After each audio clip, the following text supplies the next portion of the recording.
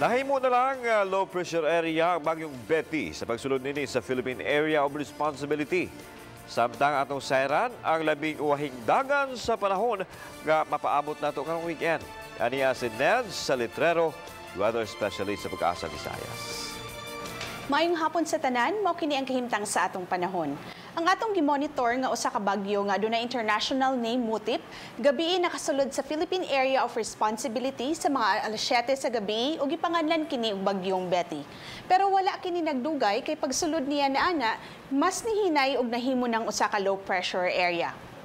Samtang ang amihan ang padayon na nakaapekto sa atong nasod, ug diri sa probinsya sa Cebu ug uban dapit sa Visayas, wala lang gihapon kita gi-expect na mga significant na mga pagulan-ulan sa mosunod na 24 ka oras. Ug kahimtang sa atong hangin ug kadagatan, kasarangan nga kusog na paghuro sa hangin nagagikan sa amihan ng silangan ang magpasulabi sa Eastern Visayas ug ang kadagatan kasarangan nga sa may pagkabaloron. Samtang diri sa Central ug Western Visayas, hinay nga sa kasarangan na hangin ang magpasulabi ug ang kadagatan magmalinawon nga sa kasarangan ang pagbalod.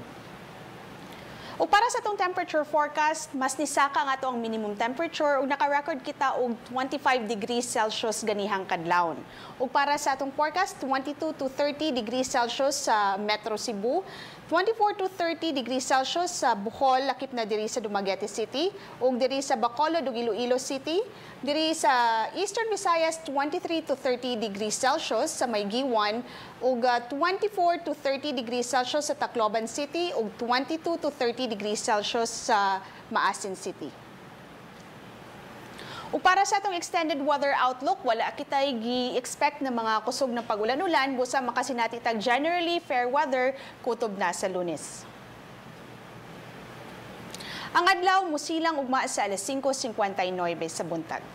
Mga kapuso, kabalo ba ka na ang Pag-asa nag-issue na og weak El Nino advisory ug sa epekto ni ana sa atong klima? Posible na mas madugay ang atong pagsugod sa ato ang rainy season. Posible usab na naay mas gamay ang ato ang bagyo nga masinati sa mga mosunod na bulan. Ug makasinati kita og mas taas na temperatura pero ubos ang ato ang mga pag-ulan-ulan. So mga kapuso, karon kabalo na ka.